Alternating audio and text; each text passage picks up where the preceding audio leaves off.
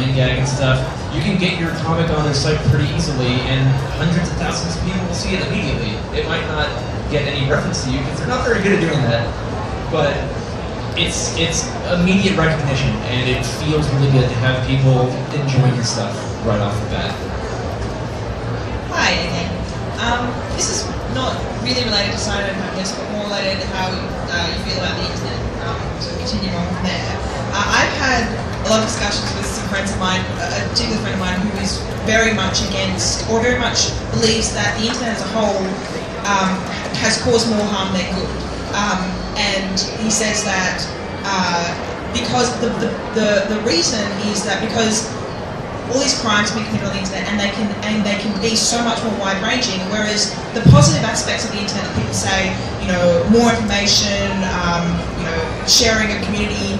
Firstly, people don't actually seek out that information more, and they don't. And a lot of the time, people don't involve themselves in those communities. Do you think, as a whole, the internet has done more harm than good? I think any system can be used for bad or good. I definitely do think the internet has done its fair share in good. There's been bad things here and there, but it's always the minority. I know it might feel like it has done more bad than good, but that's only because spotlights are put on stuff when something bad happens. If you have something very good, that's cool and all, but I don't give a crap. Like, oh, but you made my child cry. I'm gonna let everyone know about this. Again, anything can be used for bad or good, but the internet has opened so many doors. And there's just so many things that are still possible that we haven't even begun to consider, that the internet, that only because the internet is a thing, that all these other things are possible. If you want to get really sort of, I guess, down to brass tacks about it, you can help education in a third world country because of the internet. You can help feed people that wouldn't otherwise get food because of the internet. You can rally people behind a social cause that otherwise would go unseen because of the internet. There's so many things that you can do only because the internet exists. And yeah, there might be a bunch of pedophiles online that are doing their thing, whatever. But there are always going to be downsides, but I definitely think the upside's far more than for that. Hi. To me, your most depressing comic of the week would be One Day Cyanide and Happiness with Anne. How did you feel when you wrote that comic? Chris actually wrote that one in particular. What was actually kind of funny about that is that the one that we posted the next day was sort of a retrospective of how writing Depressing Comic Week has been, and it was Rob and I talking about how the writing's going. It's like, oh man, I've got so many ideas. I've been thinking about everything bad that's ever happened to me. And the last panel is just us crying on the floor. People thought that, and I titled it last week at Explosive HQ as in the previous week. This is what was happening. Since that was the comic right after Chris saying Sunday CNH will end, people thought we were announcing the end of CNH.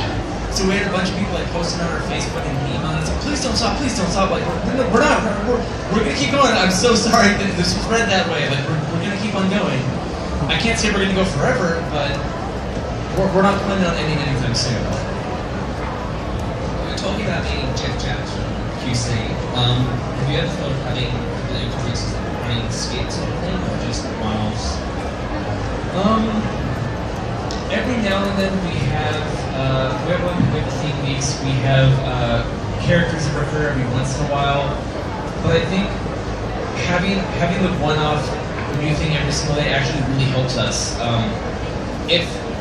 For those who don't know, Questionable Content is a story-based comic. It's a character story-based comic. It's been going on for years. And if you were to come in brand new to the comic, it might be hard to immediately get into it because you don't know what the hell is going on. So you have to go back and read everything from the get-go. For us, you can read today's comic, not have seen anything you've ever done before, and for 99.9% of the time, it's equally as pleasurable for you as someone that's read every single comic as well. It really helps, and also it makes it easy to share. So you can give a comic to a friend that's never seen us before. It's just this one sort of enclosed, tiny little thing, and it makes sharing stuff that much more available. That's that, as well as the simplicity with people portraying themselves in the comics. Those two things have definitely been big factors about why we are as popular as we are. And that, unfortunately, will bring us to a close. We've run out of time. But you're around for the rest of the afternoon? Yeah, I'm gonna still be back at the booth. Number 222. We are completely out of every piece of merch that I brought. But What are you going to sell in New Zealand? Yeah, I'm gonna go to Kinko's and print up some stuff or something. I don't really know. But those of you who haven't gotten your sketches yet, come by. I will get all those sorted out as well, and we'll figure out something for anyone else who also wants one.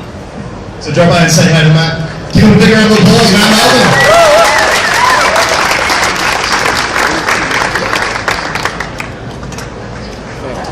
So for those of you who don't have to run off, coming up next.